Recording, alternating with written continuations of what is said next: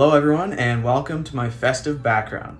Today's video is a recording of a form clinic, slingshot inspired, that I did with some people from my local club, and there's two concepts that are inspired by slingshot disc golf's teaching. I'll also be doing some more in-depth videos about my slingshot journey as a student because I think it'll help a lot of people.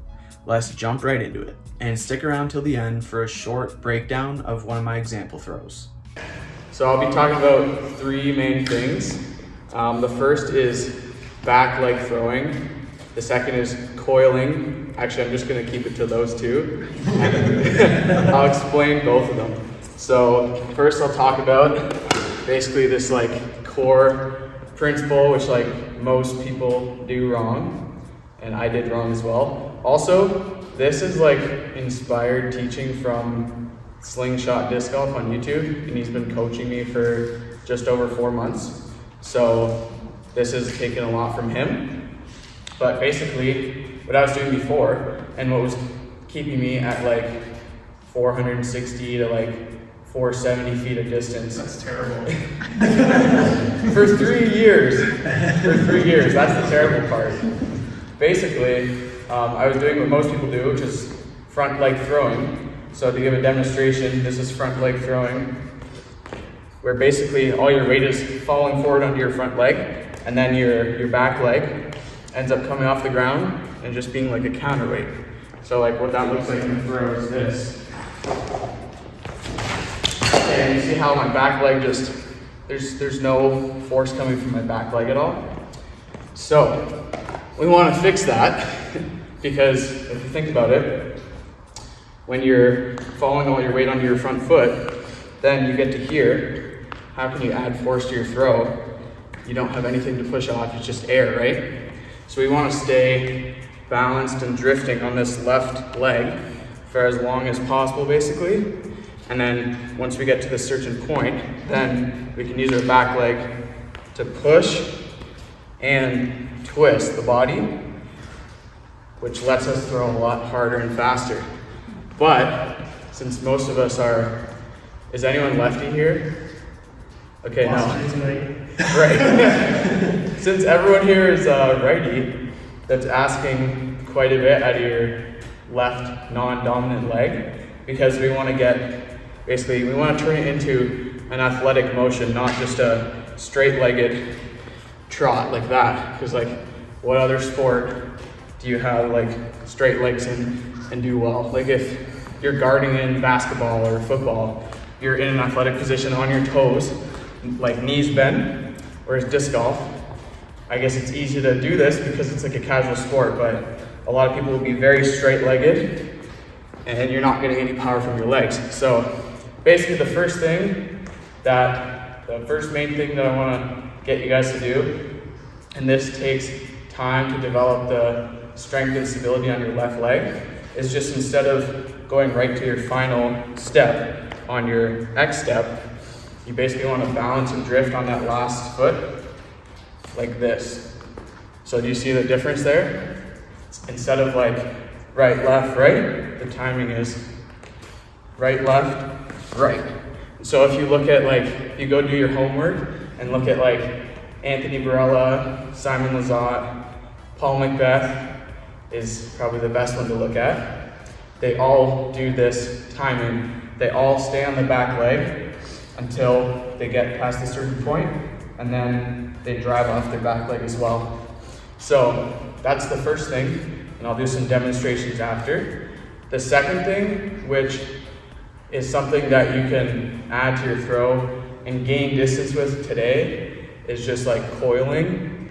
You might have heard that word before, but it's an actual physical feeling. So a lot of times the way people teach coiling is wrong, and they just tell you to turn your shoulders to reach back, and they say turn your shoulders back and your hips back to coil.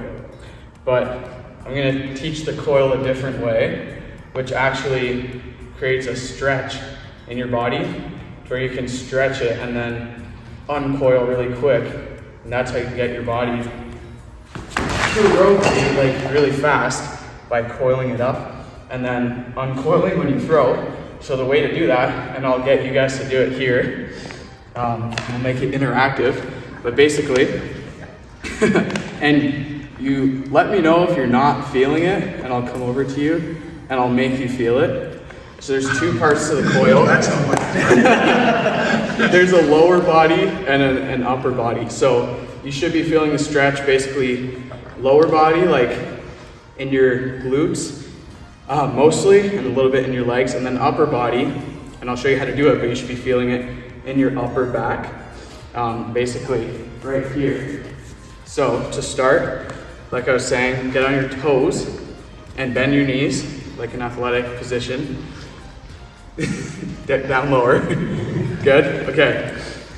Sweet. And then you just want to shift your weight slightly to the left into your back leg. Just slightly. And then basically, you don't want to move anything else other than twisting your core to the left, like this. Yeah, and then twist it. No, just go completely square to start. Okay. Yeah, and then basically just twist your core left like this. Do you feel anything in here through the sides of your hips or in your glutes or legs? You should feel something. Okay, good. Sweet. And then the second part to complete the coil is having to do with getting that stretch in your back. So keep that first part of the coil twisting your core this way, and then imagine you have a disc and extend out your arm as far as you can, as far away and out from your body as you can, until does everyone feel something on the upper back? I feel it in my back, but not so much in my glutes. Okay. Right, so how are you getting that stretch in your butt? Yes, I'll come back to that. Okay. But does everyone else feel a stretch in your upper back? It just means you're in shape. Awesome. Okay. So getting into that position, that is the proper way to coil, to build up energy, to then unwind and explode it into the throw.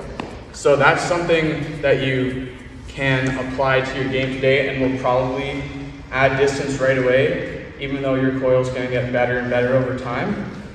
And then I'll just leave you with like one drill, which is really good, and maybe two. One of them is a little bit easier, but one is just when you're throwing, make sure you're balancing and drifting on your left leg for probably like twice as long as you normally would, basically until you can't balance on this left leg any longer.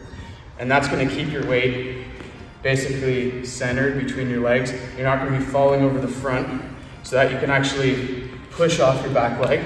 And then once you get that down, or if you want to try something to combine these two things, you can do this in a throw or in a drill, but basically coiling what we just did while doing a one step. So if I lift this foot and then I'm coiling this way while I'm drifting this way, like this. So it's a very simple drill, but it takes if you do it over and over, you should feel really sore in your left quad, like that. So yeah, and then for you're doing the step to the side part, but you want to coil more as you're doing that as well. So yeah, everyone, try that, good. And then yeah, make sure that to keep with the athletic theme, stay on your toes and keep your knees bent. You don't want any straight legs because nothing athletic ever happened on straight legs. So keeping them bent and on your toes. Yeah, so those are I honestly think I'll just leave it there because I think that's enough information. Are there any questions? Oh, your eyes. Is it important where you're looking? Yes, but it's nuanced. So yeah, I'll explain how I do it. So the longer I can, let's say that's my target, the longer I can stay looking at my target before I throw, the more accurate I'm going to be. So that means I shouldn't be turning my eyes away like this, because that's a lot of time between turning away from my target and throwing. So I'm probably going to lose where it is in my kind of mental space. So for me, I'm pretty much looking at the target right up until the point that I have to look away because my neck is turned too far back. But basically as a principle, yeah, look at the target for as long as possible before turning away, if that makes sense. Should you expect any change in your disc release when you're making this change, going down a little further, like your body's already sort of over? So how do you sort of compensate for almost being in a little bit of a hyzer position to release that disc? That's a good question. I think it shouldn't change anything. Like you should be able to, and this will come with practice, but you should be able to still get lower while keeping the spine angle the same. Because like that's how you create the hyzer or flat or anhyzer. So try to keep it the same. But like for now, I'm just interested in you guys throwing really far or gaining a lot of distance. So I'm like less concerned about accuracy for now. Not that these things will make you inaccurate, but yeah. Okay, I'll just do 2 demo throws. Okay, so just notice basically 1, the coil, and 2, the drifting on the left foot for basically as long as possible. I broke my neck. Cut.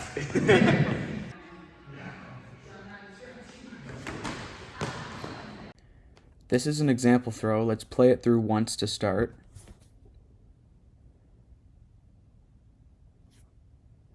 And one more time. And there's a couple things to notice. The first is the balancing and drifting that I was talking about on the left leg or the back leg. You can see from here, I have my knee bent on my left leg in an athletic position, and I'm not immediately stepping down on my right. I balance and drift all the way to here, and then I touch down. So watch that again. There's the balance and drift. The second thing to notice is the coil. You can see the lower body part of the coil. Looking at my left knee, how it absorbs the way I'm coiling against my legs and hips with my core. And then the upper body part of the coil, I'm extending this arm out all the way right here. It gets to fully straight, and that creates a big stretch in the upper back. And it's especially stretchy when you bring this off arm in while you're extending this right arm back. And we'll get to that in another video as well, but Slingshot calls it the double move, and that's really big as well. Macbeth does it really well.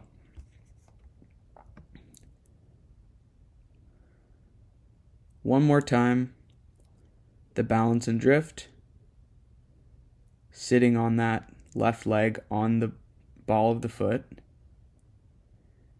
and 2, the coil. So I'm not turning my back foot all the way backward. I'm still rotating my core against it. And then uncoiling right here. And it snaps it through. I'll get to more of this in detail in future videos. This is an overview of these 2 concepts for now. Coiling is something that can add distance to your throw today. What was really cool is one of the members that attended our clinic, he added 8 miles an hour to his throw from 50 to 58 by coiling. So really exciting stuff. Thanks so much for watching, and I'll talk to you again in another video. Peace out.